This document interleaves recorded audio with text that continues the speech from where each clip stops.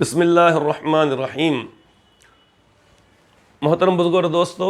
اللہ رب العزت کے جو احکامات ہیں وہ ہم سب کے لیے انتہائی رحمت کا اور اللہ تبارک و تعالیٰ کے حکم سے نفع کا، فائدے کا، سراسر نفع کا ہمارے لیے ذریعہ بنتے ہیں۔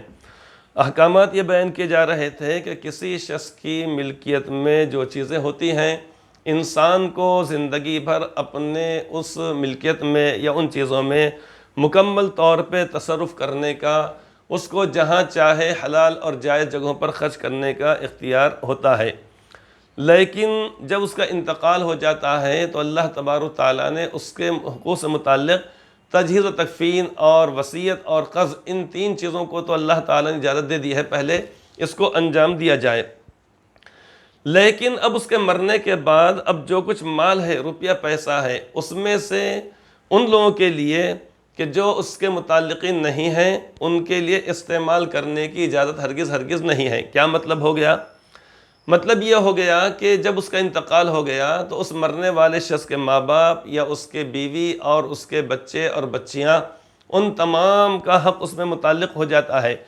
اس لیے ان کی مرضی اور ان کی اجازت، یا بلکہ ان کی ملکیت میں آنے سے پہلے، اجازت کو چھوڑا جائے، ان کی ملکیت میں سے آنے سے پہلے اس کو استعمال کرنے کی اجازت نہیں ہوتی ہے۔ مثال کے طور پہ ایک شخص کا انتقال ہوتا ہے تو بعض مرتبہ بعض جگہوں پر یہ ہوتا ہے کہ اس مرنے والے شخص کے روپے پیسے میں سے اس کے لیے ایصال ثواب، صدقہ اور خیرات کیا جاتا ہے۔ کس طریقے سے؟ کہ بھئی مرحوم نے اتنی جائیداد چھوڑے، فلاں کرے، یہ کرے، وہ کرے، لہٰذا اب اس میں سے یہ کرو کہ وہ فلاں مسجد کی تعمیر میں اتنا روپے پیسے دے دو، فلاں جگہ پر صدقہ جاریہ کے طور پر اتنا روپے پیسے لگائے جائے، فلاں مدرسے میں، فلاں غریبوں میں، یہ اسی طریقے دہم میں، چہلم میں روپیہ پیسہ خرچ کیا جاتا ہے۔ دو باتیں سمجھی جائیں۔ ایک تو یہ ہے کہ مرنے والے شخص کے مال اور جائیداد کا تنہا ایک شخص اگر مالک ہو رہا ہے، تنہا اکیلا ایک وارث ہے، چاہے اس مرنے والے شخص کے والد موجود ہوں، تنہا موجود ہیں، باقی کا خدا نخواستہ انتقال ہو گیا، یہ اسی طریقے سے سب کا انتقال ہو گیا، جن کو جائیداد ملنا چاہیے تھا، بیٹا تنہا مالک ہے، لہٰذا اس کو تو اختیار ہے۔ لیکن جہاں پر مشترک جائیداد ہو جاتی ہے یا مشترک یعنی وارثین جب شریک ہو جاتے ہیں، ان کا حصہ متعلق ہو جاتا ہے، لہٰذا اس موقع پر یعنی پوچھنا بھی نہیں چاہیے کہ بھئی سب کا ارادہ یہ ہے کہ فلاں مسجد میں مرحوم کے ایصال ثواب کے لیے اتنا دیا جا رہا ہے، بتاؤ آپ کی مرضی ہے یا نہیں۔ ایک تو یہ ہے کہ اس شخص کے اوپر سب کی طرح غم طاری رہتا ہے۔ دوسری بات یہ ہے کہ جب سب دے رہے ہیں تو انسان نہیں چاہتے ہوئے بھی شرما شرمی میں دینے کے لیے تیار ہو جاتا ہے، حالانکہ اس کے علم میں، حالانکہ اس کے جی میں یہ بات ہوتی ہے کہ میں نہیں دینا چاہتا ہوں، اس کی طبیعت نہیں چاہتی ہے دینے کے لیے، یہ دینے کے لیے آمادہ ہوتا ہے لیکن اتنی بڑی مقدار دینے کے لیے تیار نہیں ہوتا ہے۔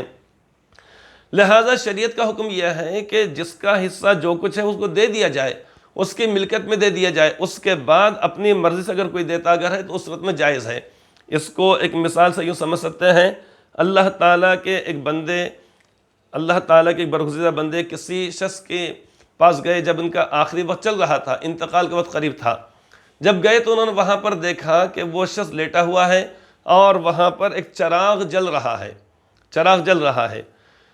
لیکن تھوڑی ہی دیر کے بعد ہوتا یہ ہے کہ اس شخص کا جس کی عیادت کے لیے گئے تھے بیمار ہونے کی وجہ سے، تو وہاں پر ہوتا یہ ہے کہ تھوڑی ہی دیر کے بعد ان کا انتقال ہو جاتا ہے۔ انتقال کے بعد یہ اللہ کے نیک بندوں نے یا بزرگ نے اس چراغ کو جو وہاں پر جل رہا تھا فوری طور پر انہوں نے بجھا دیا۔ لوگوں نے ان سے کہا کہ چراغ جل رہا تھا اندھیرے کی وجہ سے، آپ نے کیوں بجھا دیا اس کو؟ پوچھا گیا ان سے بعد میں، انہوں نے کہا کہ بات دراصل یہ ہے کہ جب تک یہ شخص زندہ تھا یہ چراغ میں کا تیل اس کی ملکیت تھا، لہٰذا اس کے پاس جتنے بھی لوگ آئے ان تمام کے لیے اس سے فائدہ اٹھانا روشنی سے جائز تھا۔